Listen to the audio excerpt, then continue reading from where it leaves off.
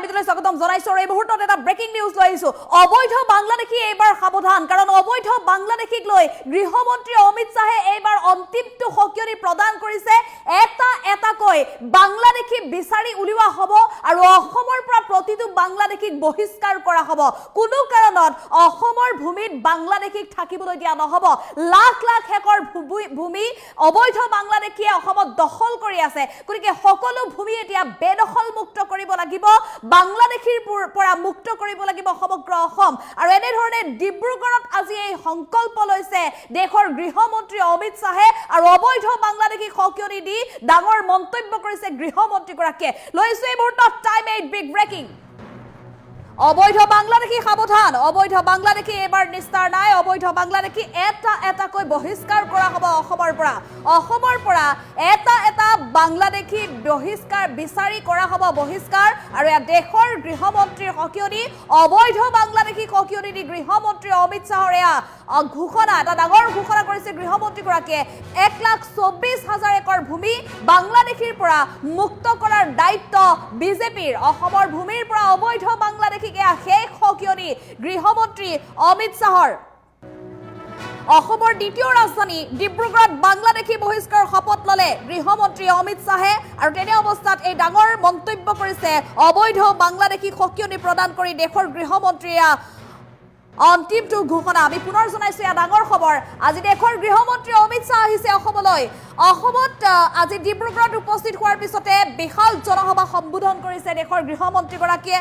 আৰু আজি ডিব্ৰুগড়ত জনসাধাৰণক কেইবাটাও উপহাৰ প্ৰদান কৰিছে। আৰু শেহতীয়াকৈ উল্লেখ কৰিব লাগিব যে বিধানসভাৰ দ্বিতীয়টো চৌহদ ডিব্ৰুগড়ত আজি নিৰ্মাণৰ আধাৰশিলা স্থাপন কৰাৰ পিছতে ডিব্ৰুগড় অসমৰ দ্বিতীয় ৰাজধানীলৈ পৰিণত হৈছে। আৰু অসমৰ দ্বিতীয় ৰাজধানীত উপস্থিত হৈয়ে আজি এই বাংলাদেশী বহিষ্কাৰ সন্দৰ্ভত গৃহমন্ত্ৰী অমিত শ্বাহে ডাঙৰ ঘোষণা কৰিছে। ৰাজ্যত বৰ্তমানো যিহেতু বাংলাদেশী বহিষ্কাৰ প্ৰক্ৰিয়া অব্যাহত আছে, এফালে অবৈধ বাংলাদেশীয়ে চৰকাৰী যি ভূমি দখল কৰি আছে, খিলঞ্জীয়াৰ যি ভূমি দখল কৰি আছে, প্ৰতি টুকুৰা ভূমিত চলিছে উচ্ছেদ অভিযান। আৰু আনহাতে অবৈধ বাংলাদেশীক বিচাৰি প্ৰতিদিনে চলি আছে ৰাজ্য চৰকাৰৰ উচ্ছেদ ৰাজ্য চৰকাৰৰ অভিযান। আৰু তেনে অৱস্থাত আজি পুনৰ দেশৰ গৃহমন্ত্ৰীগৰাকীয়ে স্পষ্টকৈ উল্লেখ কৰিছে অসমত উপস্থিত হৈ 1,24,000 একৰ ভূমি বাংলাদেশীৰ পৰা মুক্ত কৰিব লাগিব। এতিয়াও আছে, বহু বাংলাদেশী বহিষ্কাৰ কৰা হ'ল, বহু বাংলাদেশীৰ পৰা উচ্ছেদ, বহু বাংলাদেশীৰ বাসগৃহত চলোৱা হ'ল উচ্ছেদ।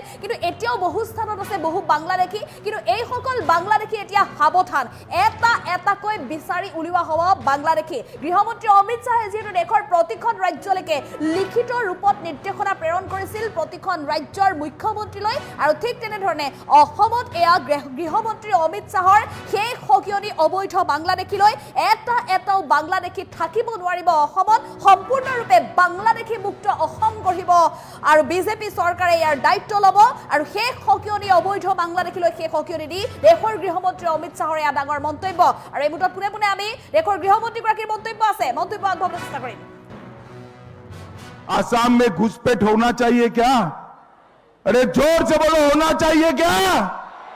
एक कांग्रेस पार्टी ने असम को घुसपैठ कर अपनी वोट बैंक की राजनीति से सत्ता प्राप्त करने का घुसपैठियों के माध्यम से एक हथियार बनाया था। मैं बधाई देना चाहता हूं भाजपा सरकार को, असम की और हमारे मुख्यमंत्री को कि ये डेमोग्राफी बदलने का सिलसिला उन्होंने बंद कर दिया।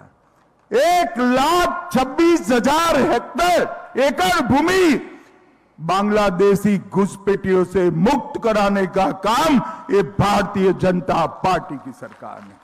और मैं आज असम की दूसरी राजधानी की भूमि पर वादा कर जाता हूं, हेमंत जी के नेतृत्व में यहां पर तीसरी बार भाजपा सरकार बना दो, एक घुसपैठियों को चुन कर असम के बाहर हम निकालेंगे।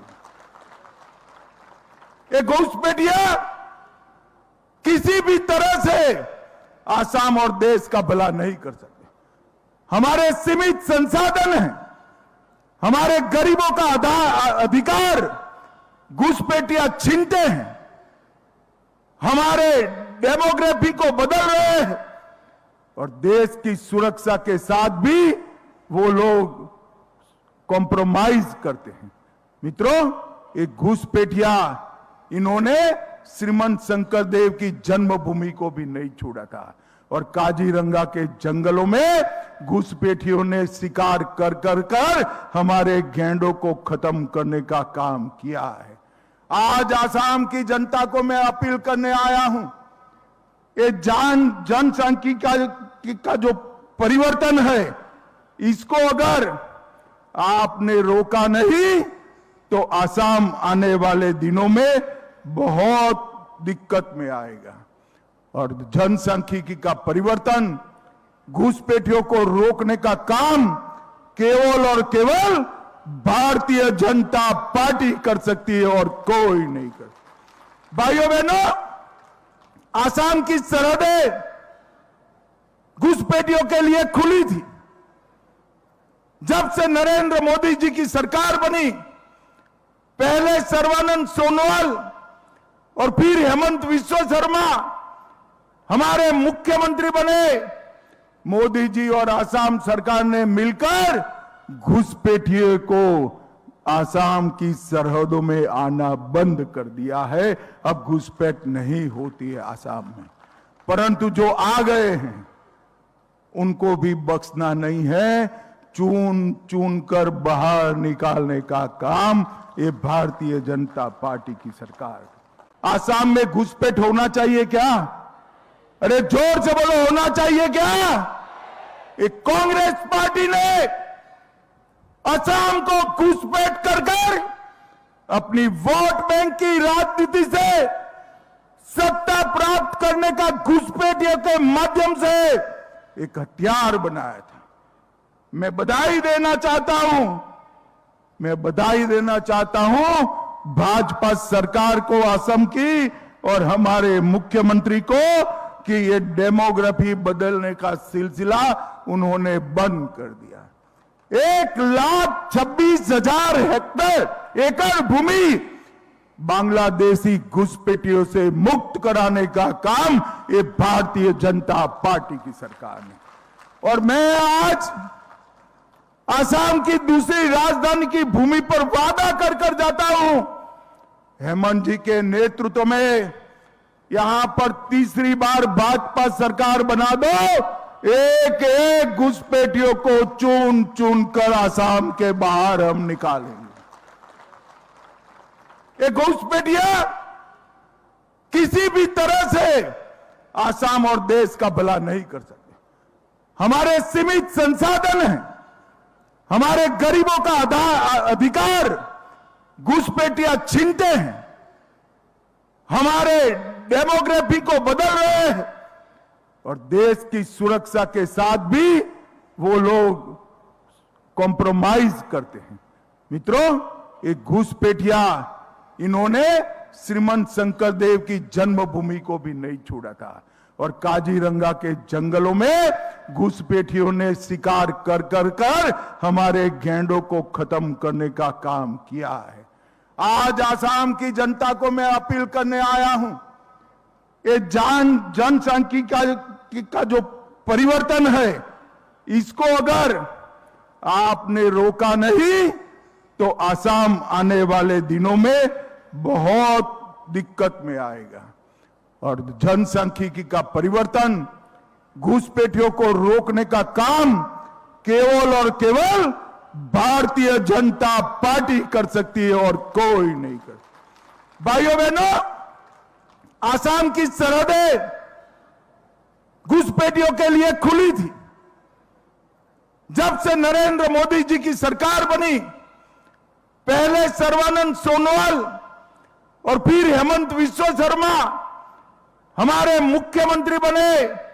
मोदी जी और आसाम सरकार ने मिलकर घुसपैठियों को आसाम की सरहदों में आना बंद कर दिया है। अब घुसपैठ नहीं होती है आसाम में, परंतु जो आ गए हैं उनको भी बख्शना नहीं है। चुन चुन कर बाहर निकालने का काम ये भारतीय जनता पार्टी की सरकार। आसाम में घुसपैठ होना चाहिए क्या? अरे जोर से बोलो, होना चाहिए क्या?